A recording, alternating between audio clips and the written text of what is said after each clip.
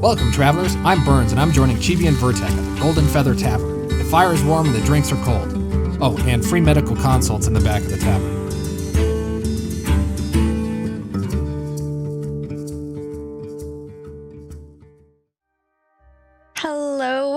Hello, everyone, and welcome back to another episode of the Golden Feather Tavern. I am Chibi, your host, and the Golden Feather Tavern is where myself and Vertec discuss Ashes of Creation and important topics spoken about within the Ashes community. Every week, we invite you, the viewer, and a special guest to pull up a chair, grab a pint, and join the conversation with us. Today is the 3rd of November, 2023, and we are on episode 186, Burning Ashes, and the traveling bard joining us today is Burns. Hello, Burns. How are you? Great, thank you. Am I a bard or traveling cleric? I don't know. So we like to call our guests our traveling bards because you're telling your story in this case. But you could be a cleric bard. Okay, deal. I'll take it. That works.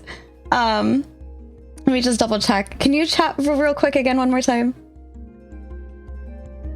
Just say something, anything. Sure. Yeah. Can you hear me? Yeah, cool. We can definitely hear you. Good. Okay, great. Yeah, so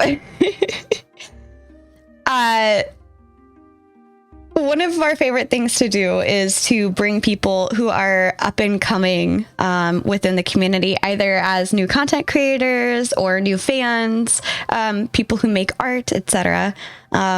So very excited to have you and to discuss your, I believe it's a podcast, right? Or is it just what you call your channel? It's just my channel. Okay. I mean, it is kind of long form, so I could understand how some people would view it as a podcast, but no, just a YouTube channel. All right. Sounds good. I'm going to go ahead and I'm going to put your credentials in the chat for everybody. And today we will be discussing the most recent live stream from Ashes of Creation on October 31st.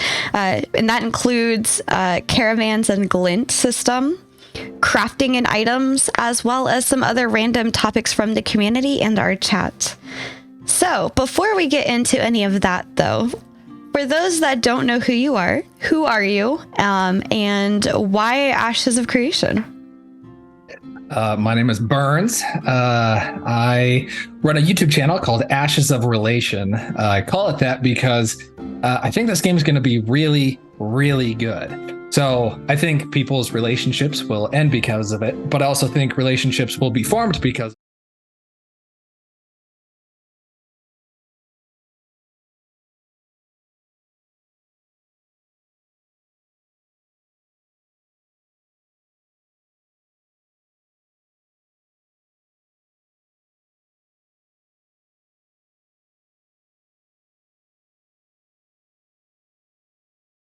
a lot of good things and a lot of bad things are going to come from it. There's going to be a lot of good drama, a lot of player friction, but I talk about stuff like that on my YouTube channel.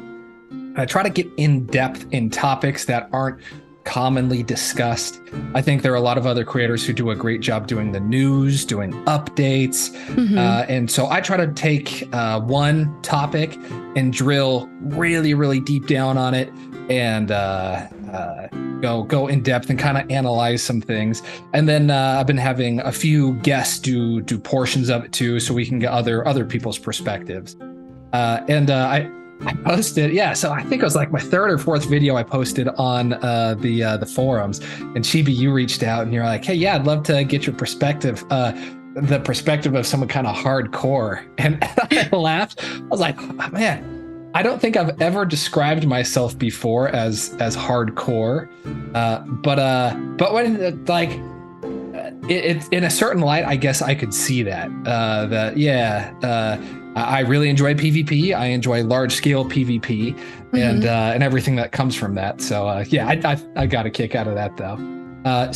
My channel, I created it to talk about in-depth subjects, but then also I'm going to use it as a video essay form.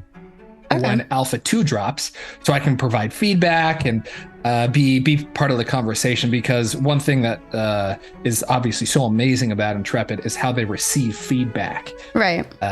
So many other game developers don't care. You're super disconnected. It feels like you're on another planet from your game developer.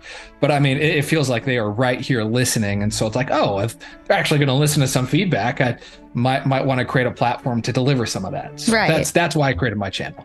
Okay, so you intend on doing a lot of feedback and just your reaction to development and game, either changes or design ideas, etc. Yeah. Yep. Very exactly. nice. How long have you heard about Ashes? Like, did you know about them back in the Kickstarter, or is this a newer endeavor? Yeah, so I'm not Phoenix Initiative like you guys. I was in the depths of medical school then, and the last thing on my radar was gaming as I was going through that part. But then it was I don't know, 3-ish months after Alpha 1 ended. I was talking to my friends. We were playing New World, but we were looking for another game. And one of my buddies was like, "Hey, you should check out Ashes of Creation. It's in development now." And so then it went down the rabbit hole, and that lasted a long time, watching every live stream and all the different creators, watching all their back catalogs. And the algorithm never recommended you guys to me, but then when I found you, then yeah, it was lots of hours of watching your back catalog too, which was a lot of fun. Yeah, I admittedly we're very bad at understanding YouTube algorithm things, so we're working on that. Yeah, hey, when you figure it out, let me know. It feels like by the time I start to figure out something, the algorithm changes in some manner, and then you had to start all over again. Yeah, seriously. But I've loved watching all your guys' back, your content, your back catalog. I think you and Vertec have such a good dynamic together. You're respectful. It's so reciprocal with one another. I mean, I've been married. My wife and I have been married 13 years, so it's fun to watch you guys interact, and you do such a good job together. Aw, thank you. Yeah, this was actually something we decided to make together. Not many people know this, but I was on a different podcast that I don't think they do Ashes content anymore. Right. But after that, I was like, I really like doing podcasts. I kind of want to do one. And then Vertec was thinking the same thing. And we're just like, let's just make a podcast of our own. But we did initially, I don't know if you've ever heard of the Party of Five. That was our original podcast. Yep. And then we changed it into the Golden Feather. But we kept the same premise. It's just with different guests, kind of. Cool. Also, I didn't realize at the time of creating the podcast name until I started researching stuff that there was a show called Party of Five. So that was interesting. That's an old one. Yeah. That's funny. Okay, so we're going to get into the nitty gritty with Caravans, but what is one thing that you don't think many people know about you that you think is a unique fact about you? Could be MMO related, could be just life and hobby related. Okay. I actually have a second YouTube channel that I haven't touched in 7 years. It's about how to get into medical school, because it's tough. Right. Like there's I think my med school had 170 entrants, and we had 42 or 4,300 applicants. Wow. So yeah, it is a hard game to play. So I created a YouTube channel, which I'll link in one of my other videos eventually. My hairline is much better, but otherwise I just talk about like getting into medical school.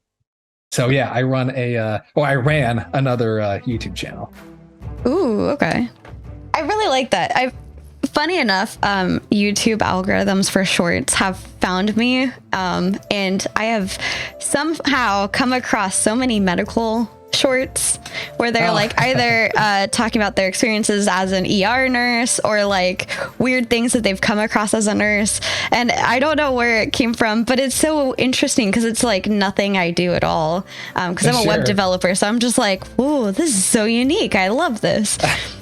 But also when I was in high school, I remember there being people in my class that would be studying to be nurses and stuff like that. And for me, the idea of poking somebody, just not for me. I feel like I'd be one of those people that probably faint.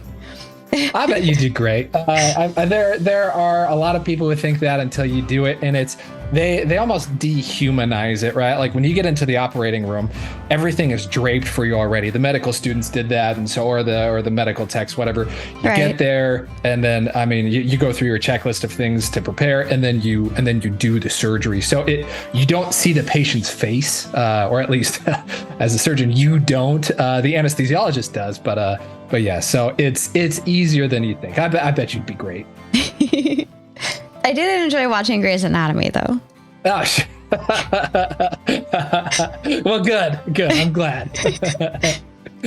Always interesting things there. Yep. Okay. If you could do anything in Ashes, what would it be? Like, there's no rules, there's no bounds. If you wanted to, we can even go a step further and say be isekai'd into Ashes of Creation. Now you just live in the world as yourself. Oh, what would you do? Cool. Want to ride a dragon. I would too. Yeah. Is that yours? Is what mine? What would your choice? Oh, be? is that my choice? Honestly, I've been role playing this a lot. My choice would be the whole running around owning a tavern thing. Vertek and I want to hopefully get a freehold in the game so that we could have a tavern for food and a tavern for beds.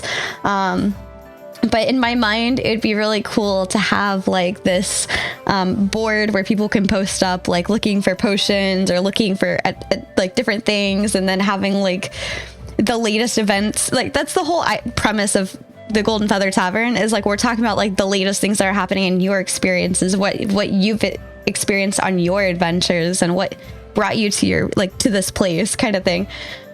Which is really fun because I love hearing how different people come into Ashes, etc. So like I'm kind of living it out myself. But then there's also the potion making. So I'd probably have like a little alchemist table somewhere. Oh, that's great. I'm working on a video right now about economy, and I talk about I mentioned you guys briefly for a little bit, so I'll send it to you when it's done. Ooh, I'm very, very excited. Let's see. Well, yeah, that sounds like a great one, and you're living it out right now, which is cool. Yes, sort of. So far, my potion making is making Vertek drinks when it's his time off. Nice. Hey, that's great. Close enough. Right. Okay, so I'm not doing so well on the random questions. Did you want to pick out a topic from today's topics, and then we can start with that? Let's do the big one first. Let's talk about caravans and live stream. All right, absolutely. There's a lot to unpack with that, honestly. Yeah. I'm just gonna go ahead and transition us into this one. All right, so nice. I spent so much time on this. If you ever have any questions about overlays, I'd be happy to try to answer them. I mean, this is great. You got multiple things going on here all at the same time. This is impressive. Oh yeah, it gets crazy. So let's see. Let's talk about the caravan system in general. So as you can see on screen, on the 31st live stream of October, which was earlier this week, they showed off the caravan system. And some people were saying that they were like, it looked a little too solo friendly. But for me, it doesn't feel that way. I mean, you look at this and yes, there's not like PvP happening, but you do have the group of people that are helping to ward off the mobs that are attacking. And I almost wonder what it would be like if they weren't there. Like, would those mobs, would those giant spiders, would those bears, like, would they have gotten that far? Or would they have attacked the horses and then they would have been without a caravan?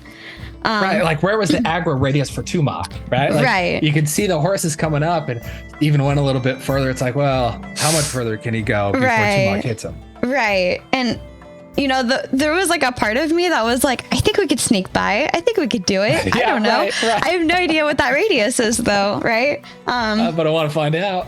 Right. But he did make a good point. Like, probably the live stream is not a good point. When they're trying to show off the caravan system, probably not a good point to be like, yeah, we all get murdered by T-Mob. Right. Yeah. I mean, it'd be so Steven though, right? To aggro mobs unintentionally during a live stream. Yeah, I could see that. But what about you? Does it feel solo friendly or does it very much feel like group oriented? Yeah, so I thought that was an interesting, Reddit, right? Yeah. Fantastic opinions on Reddit. Who knew? So I thought the guy's post about that he was saying something to the effect of he thought it felt solo because he goes with, you go with your group to drop off the goods or whatever from one node to another. And when you finish, then it's just the caravan owner who experiences the reward from it. Right. And it's like, bro, quit being such a cheapskate, man. Like, no, it is up to you to determine what you give your friends. Right. I mean, you just struck gold. You just won the lottery by being able to deliver all of these goods that are now going to be so much more valuable at this node than they would have been at the one that you left. Right. So it's up to this guy. He needs to understand that, hey, bro, you have to pay out your friends. It seemed like he was coming at this from a very theme park perspective, right? Where everyone takes part in a caravan together, and then you get there and your friends get nothing. But it's like, no, this is a sand park. You get there and it's up to you to provide the content. You give your buddies, you give the people who helped escort you the gold. I mean, maybe not even your buddies. Maybe you're just trekking along and someone says, hey, you need an escort? And you say, sure. And then you can negotiate a price kind of as you're trekking along and come up with a price that works for both of you guys. You get there and then you pay them for the escort, whether you use them or not. Right. So I think the player created content, the player created storylines that come from doing things like this make it a very group experience as opposed to the solo experience like this guy had imagined. Right. Well, the other thing that the commenters had mentioned were things like, guilds and alliances and things like that.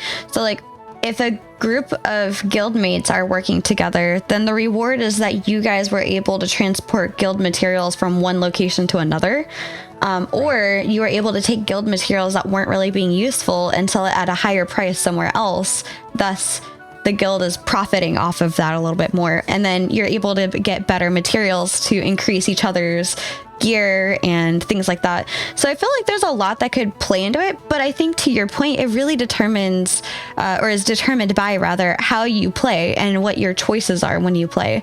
Do you negotiate things ahead of time? Like, hey, if you protect my caravan and we get there successfully, I'll give you X percentage of gold. Or do you kind of base it on, how many people are transporting? Because the other thing that they talked about is you can have multiple caravans in one raid.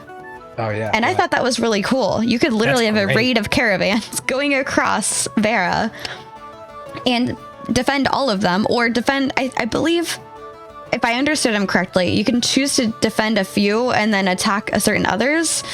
So it's kind of like the who do you support kind of thing. It adds an interesting layer in my mind of like. Go ahead.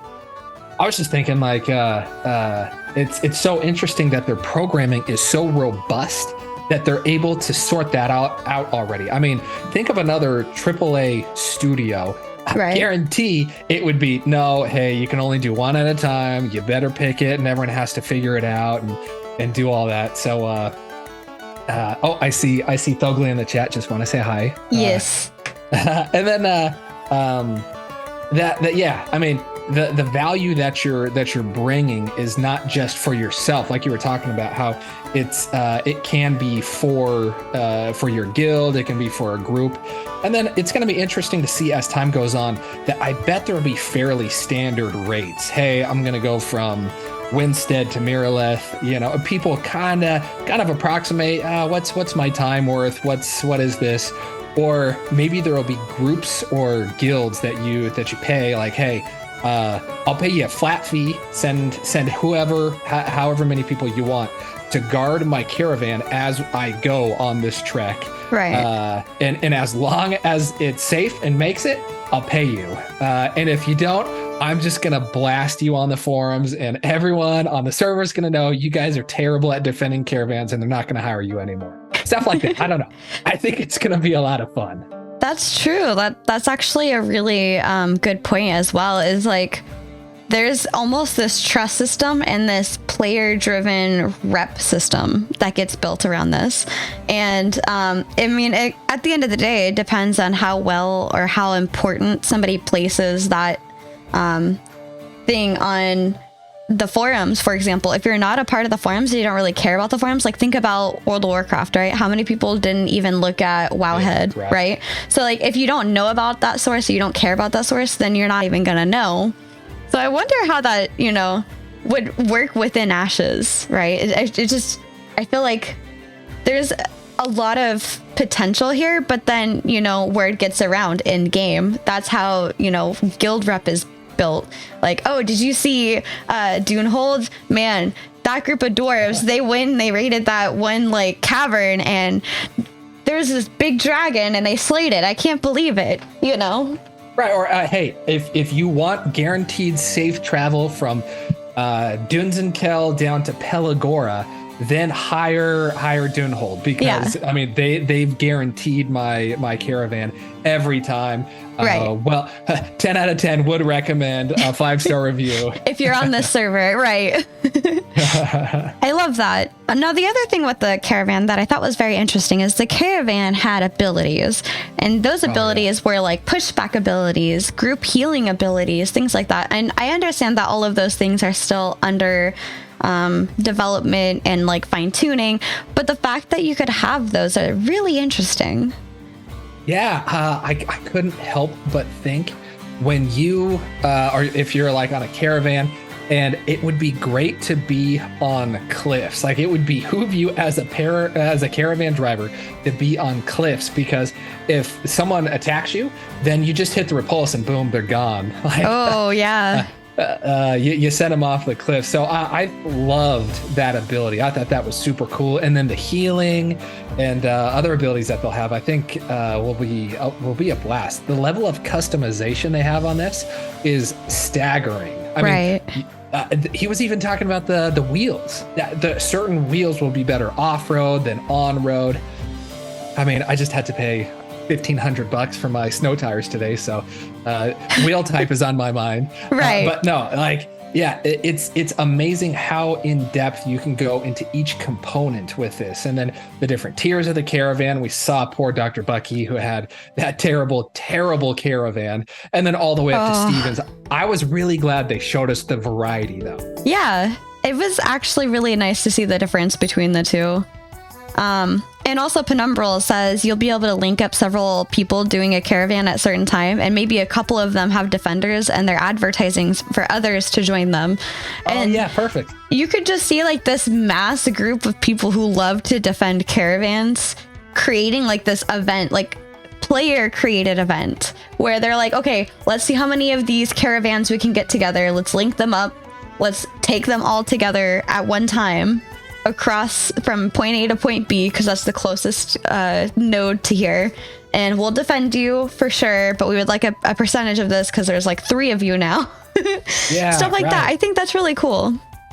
The player-driven content in this, they're giving us the tools to create so many storylines and play the game how we want to play. I mean, let's say you don't even like caravans. You don't have to do it. One of the things that I like with the Glint system, which we can get into shortly, but is it provides so much more customization for how you want to play. Right. And for those of you that are a little confused on what the Glint is, there's the wiki, but it was previously known as hunting certificates or monster certificates. And it's believed to be bound items that kind of allow you to do a lot of things within the nodes. I mean, we saw this with the caravan. You're able to buy... yes, repulse wave on the bridge. Absolutely. Yes.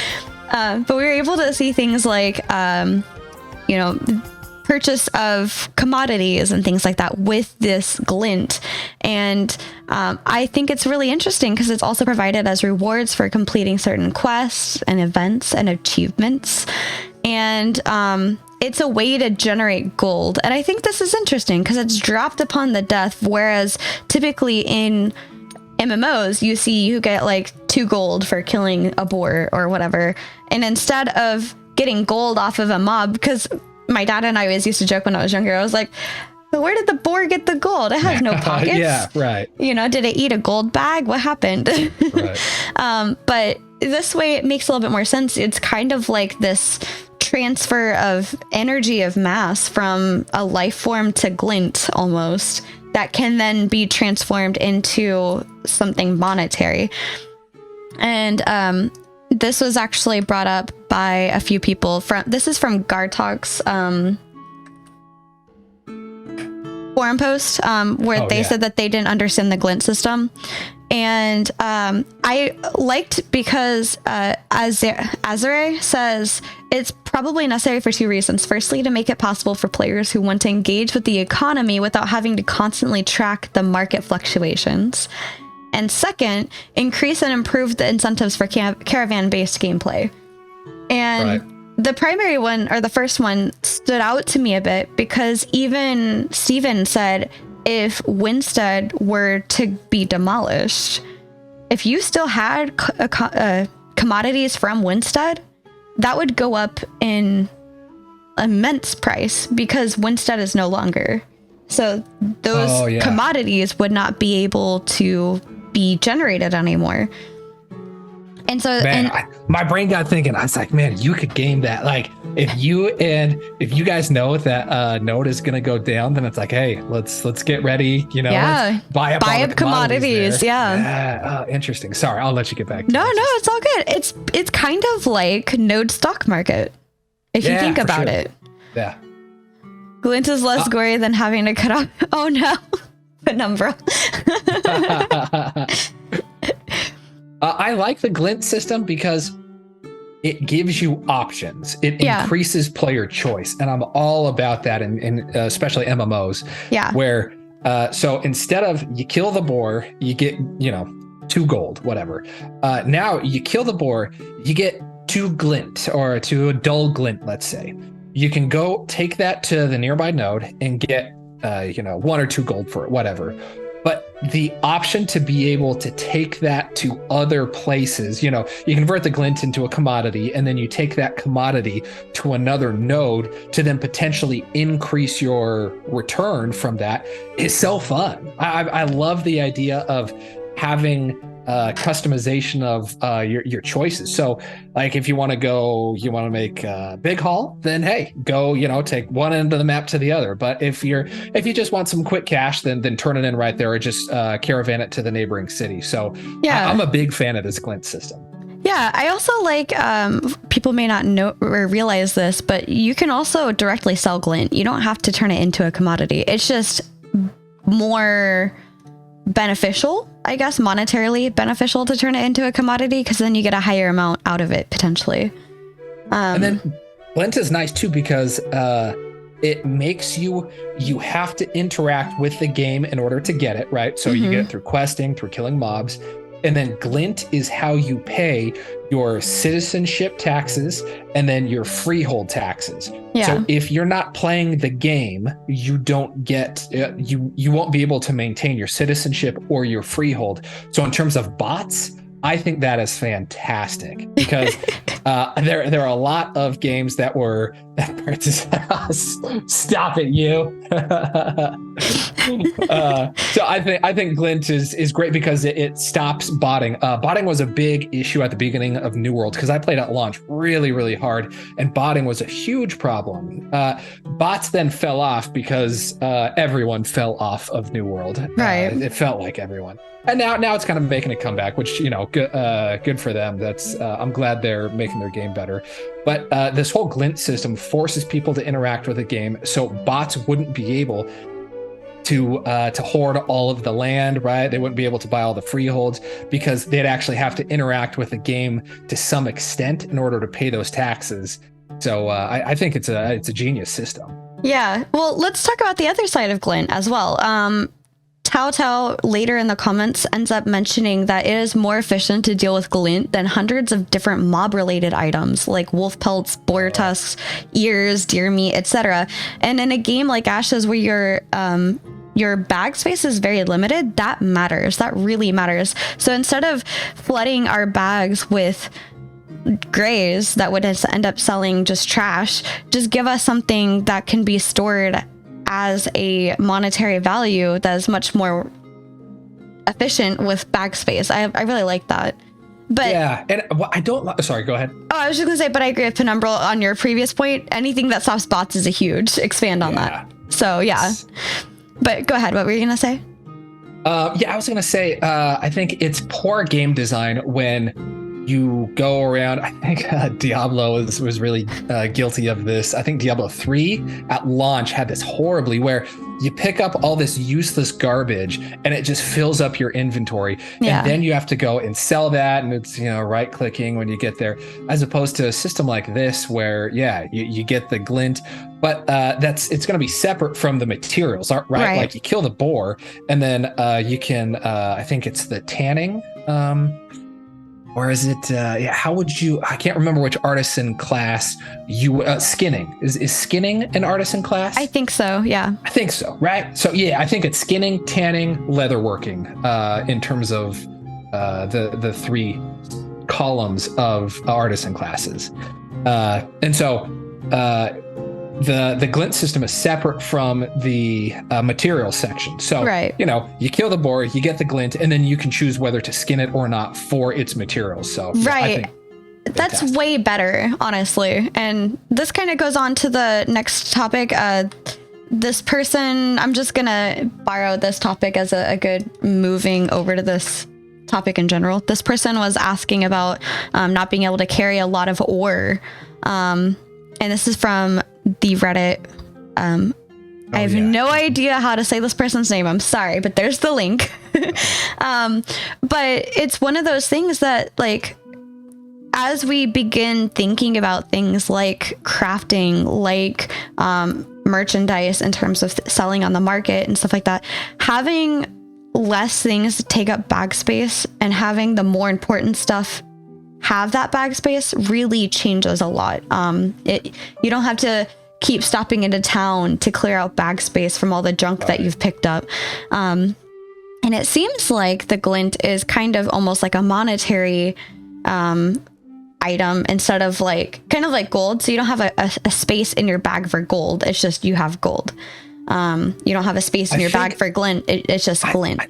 I think you do. I was researching it for my economics video that I'm making right now. Okay. And I think it will take up space in one type of bag. I don't know if it's going to be the same type as like your materials bag, but as I was perusing through that, I think there is some type of, because there's the different, I get what you're saying about how it could just be like, on the bottom of your bag, how it says your gold. Yeah. I was originally thinking too that, then it'll say, your glint and how much you have, but I think it is a physical thing that occupies space in your bags. I'm not sure if it's just maybe categorized differently. Yeah, and exactly. That's one of those things that, we're waiting to get our hands on Alpha 2 so we can actually take a look and they click through everything so quickly in the videos.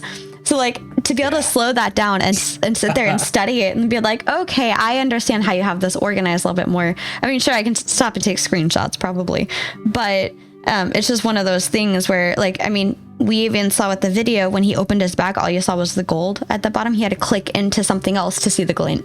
But I was more so referring to the space in your materials, I guess, bag, where there's not an icon for gold taking up your gold space. That's what it is. Yeah, frame by frame, right? Penumbral, frame by frame. Enhance. Zoom. Enhance. We got him. but the other thing that was kind of touched upon was that you can spawn an empty caravan if you need to offload stuff to go back to the nearest node when you're out collecting things, or if you're into the PvP thing and you're gathering materials from that little by little, or just what have you. If you have anything that you need to send back to the node, you can spawn that. And I think that's really interesting.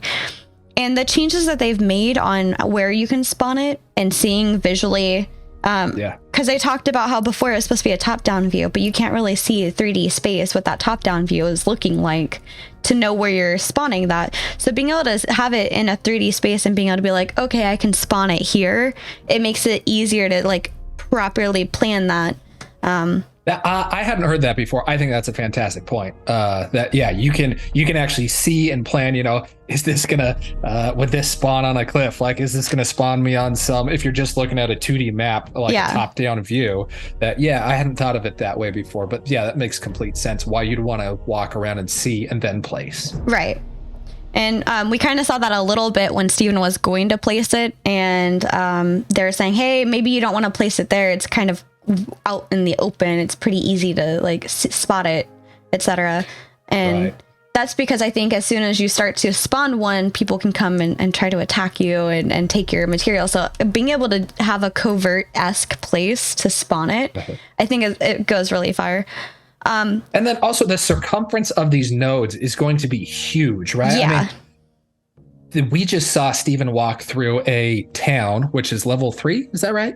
I think so. On the village. mayoral or whatever. Yeah. The showcase that was 2 months ago. Right. And that's just level 3. I mean, think about a metropolis, how massive that's going to be. And what did... Sorry, Penumbral said I'd like to see a pseudo caravan that holds a few players or more hiding inside. My brain was just like, instead of Trojan horse, it's Trojan caravan. Sure. That's but I was just saying, like, think about how gigantic the circumference of a metro will be. Right. And there'll be so many nooks and crannies where you can start your caravan and then take off from there. Because what's so cool about it is they're on the land. So in that one village, for example, there's a gigantic rock, like a big Pride Rock type thing up by Town Hall. There's gonna be stuff like that around the edges of these nodes where you can figure out, hey, this is a good spot. It's kind of concealed, and then I can take off from there. Yeah. And I agree with what Nice just said, which is that I think the inventory pull version is more immersive and safe. There's nothing worse than getting stuck in certain UIs and not being able to see what's going on around you, especially, again, coming back to the whole, this is a PvP, open world PvP game. Any moment that you are stuck in a UI where you cannot see your surroundings is a moment that you are weak or susceptible. Right. Good point. And that guy. Oh, sorry. Go ahead. No, go ahead. The poster. I'm gonna open up that Reddit post real quick. Okay. Because I thought he was missing a lot of things. Okay. Do you mind if I read a little bit of it? Go for it. Yeah. So what does he say? I always like to play the life skill path on MMOs, for example, in Arcade. I would farm a lot of ore and then go to town and sell it or turn it into ingots. And then he's talking about carrying stuff. And then he says with New World, with Ashes, that he's concerned about kind of being forced into PvP by doing a caravan to move his ore from one place to another. Right. And I thought that was interesting. It's like, bro, do you not realize that just getting that ore is a PvP venture? Like, it could be. It doesn't necessarily mean that it is. Absolutely. You're going to be out there, and if you got your bags full and you are in unfriendly territory, you could get jumped out there. So it's not just oh no, Caravan is just the only PvP venture here. No, I mean, start to finish of getting the resources to moving them to making the thing is a PvP venture. Well, yeah, I was going to ask you this. So in cities, you can be in nodes, you can be attacked. How do you feel about that? I don't know how to feel about that. I feel like there's nowhere safe to AFK if I need to. Right. having hey Grumpy, welcome in, having people that have kids or pets and need to like AFK for a moment, even being a human having to go to the bathroom, get food, get water, like not being safe is interesting. I don't really know how to feel about that. City guards are not weak. Yeah, that's fair. City guards are not weak. But it's still one of those things where, like, this just draws back memories of World of Warcraft being at a low level in, like, Orgrimmar, and then Hordes of Alliance would come in and just, it's like their own player-made raid, right? They would come in, they would raid all of these city guards, or they would try dropping into the middle of the city and, like, seeing how many Horde members they can take out before the city guards get to them and see how long they can last. And it was always amusing for me. I mean, I died a lot, but I was also very low level compared to these people. I think I didn't actually reach max level until close to Mist of Pandaria because I didn't get to play very much. So I was always below the curve of like max level. Chibi, I'm sorry. I was one of those people when WoW came out, because I was Alliance, and we would go and we would occupy Horde towns, and it was fun to go like, kill the quest givers and go kill the guards and stuff like that. But we didn't have node sieges, right? Like we would go do that, and then the very next 10 minutes after you left, everything goes right back to normal. Yeah. Yeah, and I agree with Nice here. I mean, even as big PvPer, I was gonna pull that up. Yeah, for sure. That if towns are a safe zone, and then also Steven changed his tone on this. I'm gonna make a video about this soon. Originally, he said that the footprint of your freehold is safe, and now it's only your house that is safe. Kind of interesting. I don't know. I kind of wish it was the footprint of your freehold. How do you feel about that? I would agree, honestly. I feel like the footprint in general is a better... I don't know. In general is better, because if I'm out there farming, whatever, I'm not going to be a farmer, but let's say I was, and I was tending to my garden of vegetables or whatever. I would like to be able to do that in peace, ideally, if it's on my freehold. I feel like I should be safe. The fact that I'm essentially being shunned into my house and not able to do anything is like, I don't know how to feel about that. But honestly, I feel like with Steven changing his mind on this, I feel like and this is why it's really important to me that we get as many people testing this as possible. Yes. Through alpha test, through beta test.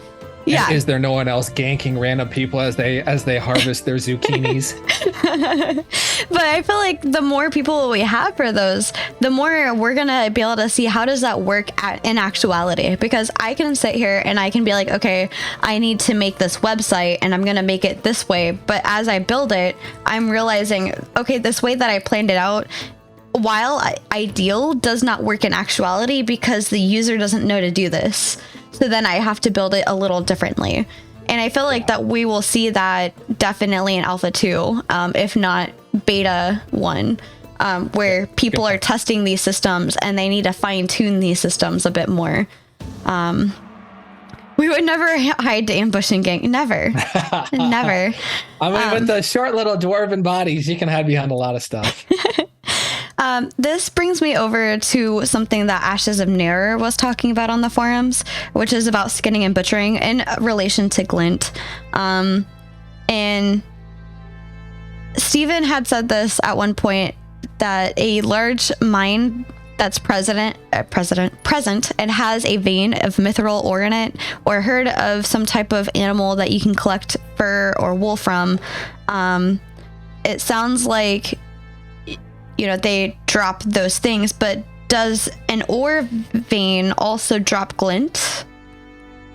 That's something that I'm curious, like where all does glint come from? We know that it comes from quests and from events, but can it also come from farmables? Can I get it while I'm collecting herbs for making potions? Can I get it from harvesting things? There's a lot more that this kind of opens the mind to in general, besides just essentially a certificate of hunting.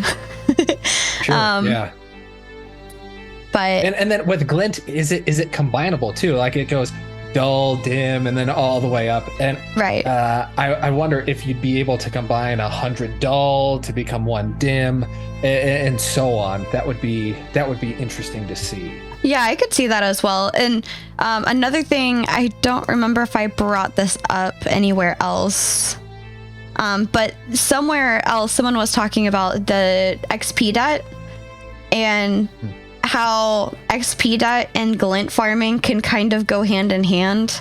If you die, you need to kill X amount of mobs to be able to get back to that level that you were, but in killing those mobs, you get glint. So by the time you get back to wherever you were, supposedly in like a imaginary situation, perhaps you have more glint than you started off with before you got that XP debt. So maybe you can get better gear. I'm not really sure what glint's going to be used for outside of the commodities at the moment. Sure. But, I mean, commodities and gold, and then I mean, you take it, you take a glint, you make a commodity, you take that from Dunzenkel to Pelagora, and then you make a ton of money. Then you go to the economic metro that's, you know, somewhere on the server, and then you can buy stuff. So essentially, it is turning it into like items, right? Completed items all the way through. So yeah, with the whole system of corruption and how you have to work it off, I like that way more than just like waiting, just a time period where, oh, I did all these terrible things. I ganked all these people who didn't want to be ganked or fight back. And then I can just log out for a week or whatever. And then I come back and it's totally fine. You still have to build back from that. Exactly. Yeah. I like that too. And like, I'm going to try to game the heck out of it because, you know, you have to work it off, but then when you get killed while you're corrupt, you could just have a friend kill you, and then, hey, does that work off the corruption or not?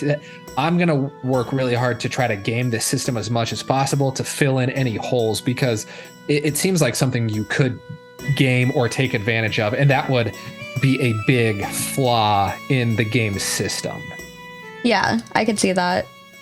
With Ashes, I think there are so many, like when we saw the wave event system last month, like it was just solid. It wasn't a 10 out of 10. I didn't think it didn't blow my mind with all these new innovations, all these cool new things, you know, all of Steven's new takes on stuff. It was just basic, but it worked well. And if Ashes is just that, it works well, it has good foundations, the principles that it's founded on are solid, and then there aren't any game-breaking mechanics in it, I think this game is going to take off like a rocket ship, because we haven't had that forever. A game with good systems and a game that's not broken. I mean, you can have either or, it seems like. Yeah.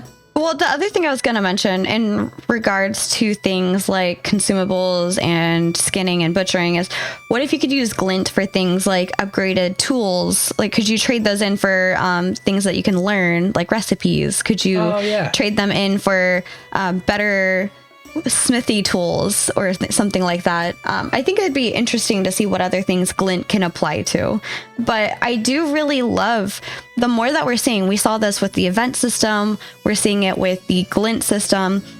A lot of these things are being very intricately woven, where like they rely on each other a lot. And the fact that you can have a caravan create an event system, or like I get, what's the word I'm using here? Have a caravan set off an event. I think that's really awesome. Yeah, for sure. Agreed. I think Penumbra has an interesting... let me pull that up real quick. Yeah. Okay. What about giving killed caravan raiders a debuff until the caravan arrives at its destination or is destroyed? Like if the attackers... So I was talking with Gladys about this on Wednesday night, where the attacker, Tuesday night, attackers, let's say defenders kill this, let's say I'm attacking your caravan, Chibi. I'd never do that, but let's say I did. let's say I did, and you kill me, and then next time I come back, I have a debuff of some sort if I go to engage your caravan again, which I thought was, not bad. Or, maybe there's only a limited number of times they can attack a caravan. One thing I brought up was I like the idea of if you go to attack a caravan, you have to give them something. Maybe you have to pay 1 glint in order to make the attack on the caravan. And let's say you fail, that 1 glint then goes to the caravan. Something like that. That's interesting. So it's kind of like putting something up for your risk. Yeah, exactly. Okay. Because right now there's pretty much no risk for attacking a caravan. Because there isn't any corruption tied to that, right? Right. Exactly. Yeah. Interesting. Okay. Corruption-less system. More of the risk seems to be on the caravan owner and the caravan defending party than the attacking party. A lot of risk, but I think people are underestimating the amount of reward too. I think the reward is going to be massive. Right. And they also mentioned being able to see in the future what kind of things somebody is trekking across the land. So you have an idea of what you're going to be attacking in terms of rewards. So I don't know. That's interesting. Man, I just love these systems. This gets me so excited just talking about this with you. Yeah, no, I'm enjoying this conversation actually a lot. If it was a worldwide debuff, not just versus a caravan, then the attacking player is risking more. I could see that. I could potentially see that. I'm gonna have to think on that a little bit more.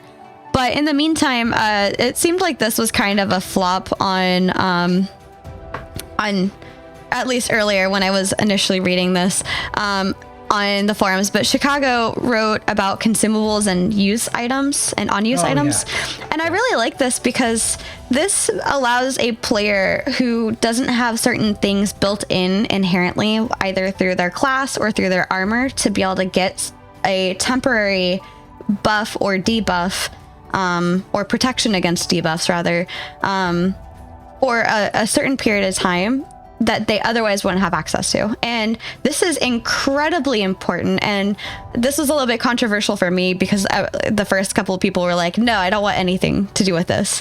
And I'm like, okay, well, potions have to be used for something, and potions need to be like viable for something, right? Otherwise, why would I go into alchemy if I'm not able to give somebody some sort of buff for a little bit of time?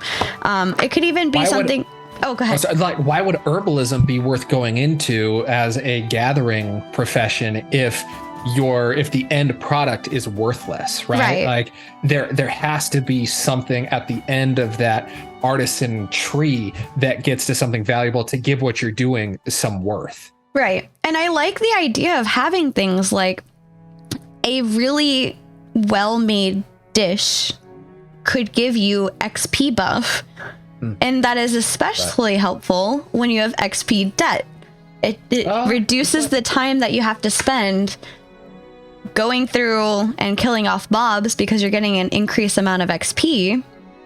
And I think it's one of those things that item would probably be rather high level in terms of expense on the marketplace, because it's very hard to craft. It's a very expensive thing to craft, and it has a very big change on time frames in terms of farming, especially for a harder core game like Ashes of Creation. And I call it harder core because, I mean, for me, it's not favorable that there's XP debt. I don't really enjoy that part, but I haven't really played a game that has it, so I can't really truly say that. I don't like the idea of it, but I've never experienced it firsthand, and I don't know what it's actually going to be like, especially within a game like Ashes of Creation.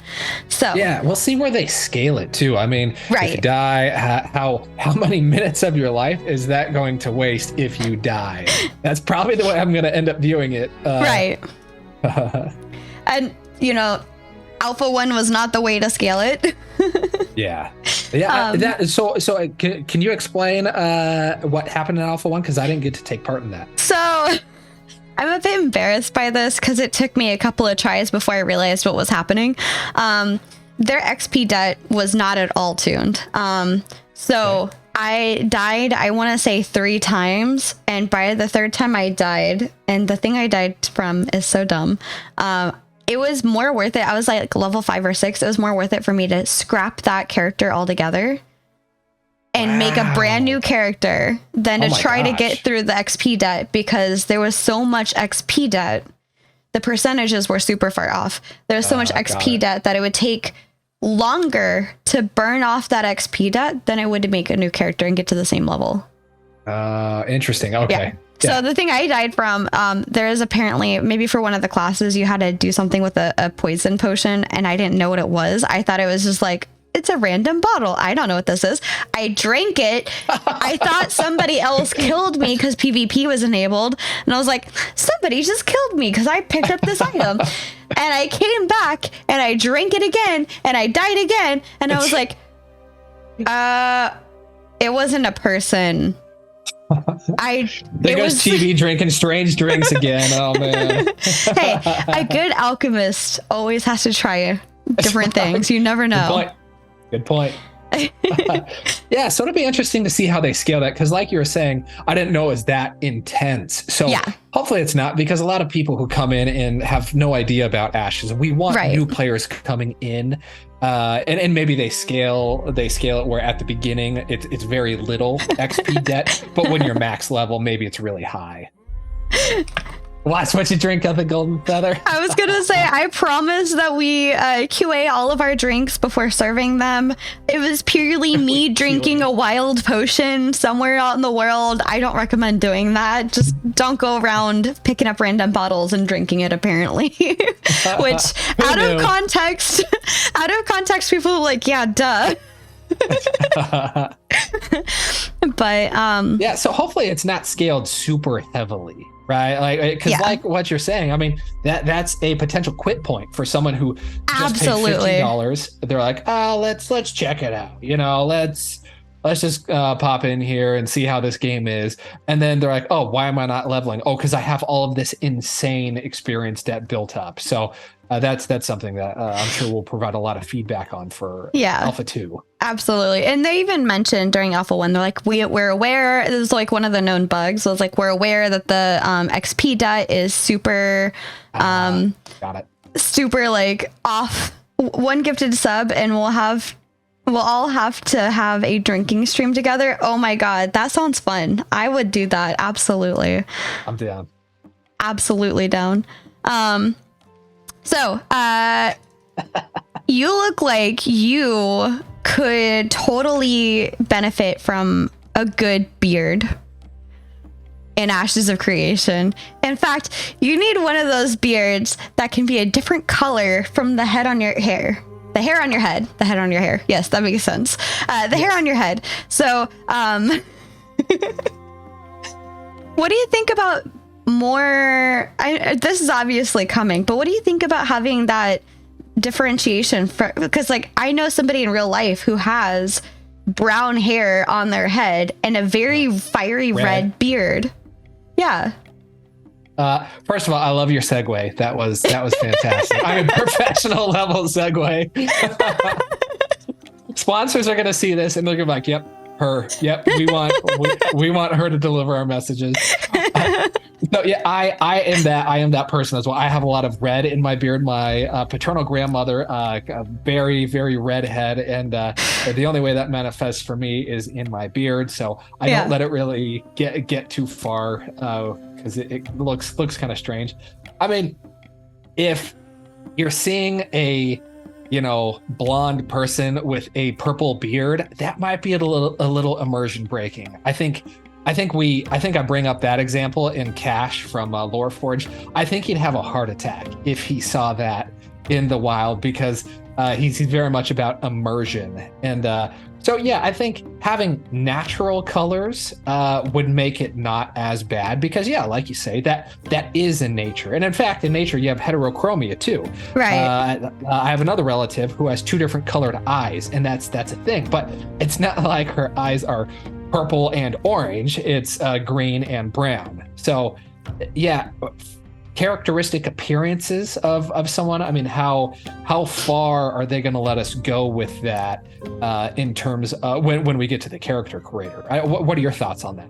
So here's the thing. I don't know how this applies to hair, but the way that it applies to clothing is that But back before we had dyes and things like that we can apply to clothing and dye yarn to make it pink yarn, you had natural resources around you. You had blueberries, you had blackberries, you had raspberries. You had things that you can smash up and get pigment from and then apply that pigment. I wonder how that would apply in terms of hair. Probably at a far lesser degree, especially like the darker hair you have, the lesser obvious it is. I know this for a fact as somebody with dark hair. IRL, don't look at my VTuber. VTuber is different story altogether. Wait, you don't have antlers made out of wood? No, I'm sorry. I don't. I haven't figured out how to grow those naturally yet. I'm working on it. I'm trying to put like some sandalwood ointment on me. Yeah, as a medical professional, I do not recommend that. But good luck. Let me know how it goes. We'll do. But with darker hair, it's harder to have that pigment show through than with lighter hair. So I wonder if there would be almost like this light overlay of color that you could apply to your hair, whatever hair you're doing. So cool. You could see when they did the character creator, I think they did have multiple pigments in someone's hair. For example, I always play an old man. All of my characters in all of MMOs are old men. And so I might actually make it a little bit more youthful. I might do a salt and pepper look. Ooh. But that will be possible with the character creator. Yes. And I am here for it.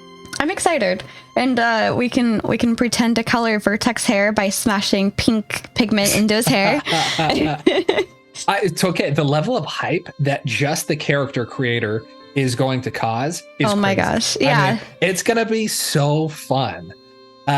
People are gonna stream it. People are gonna post their YouTube videos of the different things, different people that they create, because it's such a good in-depth system. Yeah, oh, absolutely. Spending days in that for sure. Yeah, I intend fully, as soon as I have access to the character creator, to make a YouTube video of me sitting down and making my my character, whose name is Aurelia Clever Told. So this is what my D&D character is, but then I smashed her with Ashes of Creation. So the character's name is Aurelia, but my actual online name is Chibi. So I just decided to go by Chibi for everything, just to make it less confusing. But I want to put Aurelia in the character creator and be like, this is what she would look like in Ashes of Creation with the Pyre horns and with everything else. And I think there's just a lot there. Real quick, that'll be so fun. I'm gonna get like creepy with it, and I'm gonna like make my wife on there, and then like surprise her. Hey, sweetie, come in, and she'll be all shocked and annoyed by it. It'll be great. It'll be great. That's awesome. Real quick, I want to go back and just touch on something Penumbral said. XP debt adds value to life and death, and people are not taking failed adventures lightly, and it's another reason for team play. And I think that's absolutely a great point. And I'm gonna. Yes, consequence. And I'm going to kind of use this conversation of PvP real quick just to share out a couple of the community mentions. So check this out if you haven't already. It's no secret that Intrepid had an Extra Life 2023 poll for the community building competition. And I'm actually, as you mentioned previously, I'm in a team with Nice Gaming and Vladis. And I think we're realizing that none of us know how to play Minecraft. So I'm a little nervous, but my bro Viero made this meme compilation of from Lord of the Rings where it's the dwarves versus the elves. And they titled this Elves and Dwarves Competing for Anything Anywhere. And it's just this this thing where they have that friendship, and they're like competing against each other with how many kills they're getting. And they're like counting out like 17, I'm at 19. I love it. It's amazing. It's a love-hate relationship, I tell you. But I think it's just a great dynamic, and I loved this this little meme so much. And then you're gonna have such a good time. Nice and Vladis. I mean, You couldn't have asked for better compatriots in that. That'll be a great time. Oh, I absolutely agree. I'm gonna, oops, I didn't mean to save that. I meant to open it in a new tab, and I'm gonna pull it over here. Actually, can I do that? Hold on. I'm going to X out of that. There we go. Wait, why are you showing? Oh, okay. That was weird. While you do that, do you mind if I talk Snickers. about it? Snickers! I've been waiting for you, Snickers. We got a 1v1. Yeah, Vertec was called away for work. But what were you asking? Oh, well, I'm going to be looking for a snarky, trolly comment from Snickers anytime. And by the way, your conversation with Snickers, having watched a lot of the back catalog, I was like, oh, they're interviewing Snickers? This is going to be crazy. And it was one of my favorite ones. It was amazing. I loved it. So, yeah. Well done on that one. Who was Burns though? Snickers, let's talk. Come meet with me. No, I run a YouTube. I can't speak English though. Oh, yeah. There we go. That's it. This meme is when you pull out your pre-order Caravan skin on launch day. Yes. That's so good. And the final thing I wanted to show, we were talking about dragons earlier. It took everything I had to not just pop this open. This is somebody's art for the Drake of the Canopy. That's awesome. I love this. This is awesome. And I will share this artwork over. It is so good. But yes, we are still in the works of getting some emotes. That's been temporarily halted by Vertec's last minute demand to go into the office for a week and a half, which is not here at the house. So as a friend, I will tell you, Burns, better run because Chibi has an axe under the table. Oh, I love it. Oh my gosh. Is that a reference to when I was doing the huntress costume? That's funny. Real quick on those skins though, you know how some of the freehold skins, it was like an ice temple almost. Yeah. You put that in the middle of the Sand Squall Desert, like that's gonna look wild. So it'll be really interesting to see how they reconcile that stuff. Yeah, absolutely. Well, Stevens, they're very smart. I'm sure they'll figure it out. It will look good due to magic. Magic. Imagination. But please check out Burns. Burns has his YouTube video Ashes of Relation. Please, by all means, go give him a check out because I was really happy to come across your stuff. You know, people don't realize this, but I'm always scoping out new people to get us to get on here. Snuckers has the Champion of the Hill, so ! Join to join the chat or join the fight. But it's one of those things, like as soon as I found your stuff I was like, yes, another person, because like honestly I feel like with Ashes of Creation having this drought from Alpha 1 to Alpha 2, the interest in making videos is kind of down. The interest in looking at Ashes videos is kind of down. You tend to see it peak around the development live stream, and I felt so bad. I vividly remember during our charity stream last weekend, somebody asked me, when is the live stream? And I was so out of it. I was like, I don't know. I'm sorry. I don't know. Well, yeah, when it's on a Tuesday, I mean, that's also a little hard to watch for little people. Yeah, but also, like, for me, their conversation, oh no. Neckers. But you got a snack kick out of it. And look, you won the champion thing. Look at you go. Nice. with your little foam finger. But it is. There has been a drought, and a lot of the people who produce steady content kind of slow down. It seems, or have been slowing down the past few months. And I was like, you know what? I've been researching this stuff way too much not to talk about it, and I enjoy making videos. So let's do it. And you were so nice to reach out. You were the first person to reach out, and I appreciate you. Aww. And then I come into your Discord, and then I just start clicking everything. You're like, Burn, stop. I'm like, what are you doing? Wait, hold on. You don't need to be in there. Wait, that's for something else. I'm a boomer. I just start clicking stuff. I can't help it, Chibi. It's okay. I'm glad we got it figured out, though. Pointing fingers at people is kind of meta in current world. Yeah. But, I was going to say also, we do have our emotes that we're working on. It just got put on hold with Vertec being forced from the house. We narrowed it down to 3 or 4 people that we're going to get some emotes from. We want to do a whole redo of all the emotes so that they all look cohesive with each other. This is something that we've been on. I think this is our 2nd year of trying to get to happen, but the prices are either really expensive or the people are so slow that they don't get back to us at a time when they said that they're going to. So yeah, win some theory crafting videos, Burns.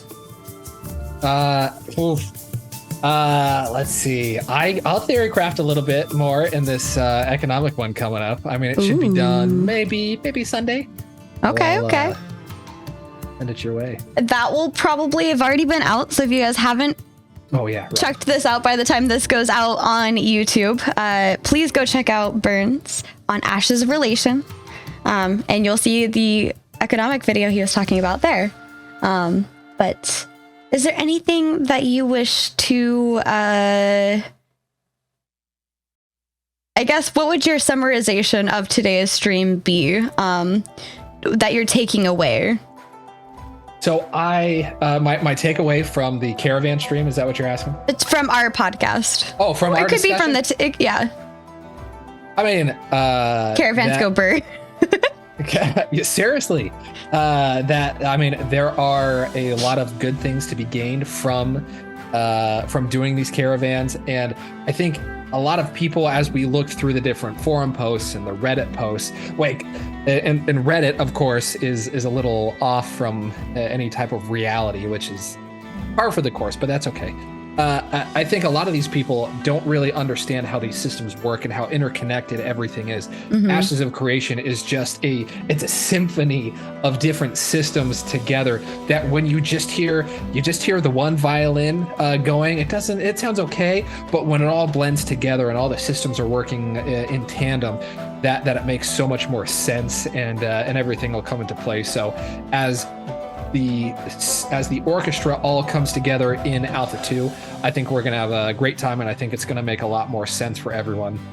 But having conversations like this, having a lot of Ashes content creators, I think is a good thing. Not only does it increase the hype for it, keeps people going and keeps them interested in it.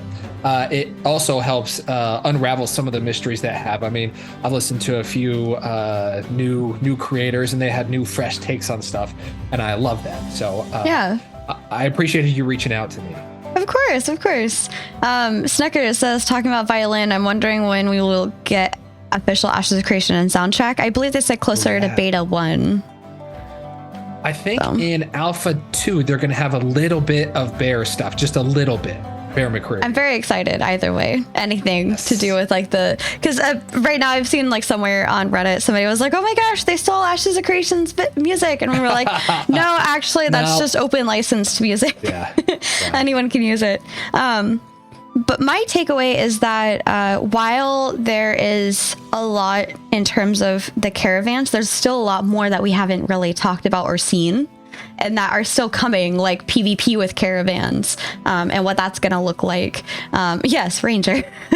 And that there's, just a lot of intricacies of how events play into getting resources that you can then use to buy commodities to then send across to a different node via a caravan to get more gold to then maybe do more things within that marketplace. And it's just everything, you're just seeing it kind of intertwine. And I'm just really enjoying the complexity of all of this. And it really brings to light just how complex Ashes will be. So yeah. All the interwoven systems will be fun to play with. Yeah. Final question. What Q do you think Alpha 2 will be? What quarter? My guess is end of Q2. How about you? I could see that. End of Q2, beginning to mid of Q3, just to have like a couple months spread there. Potential delays. And when I say that, I'm referring to even the private test around then.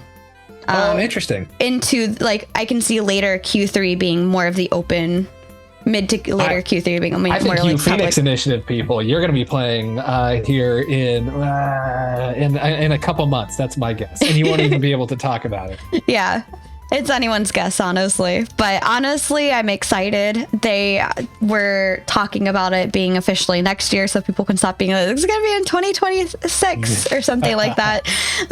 But you know, hey. But final thoughts in general. Please, once again, go check out Burns on Ashes of Relations.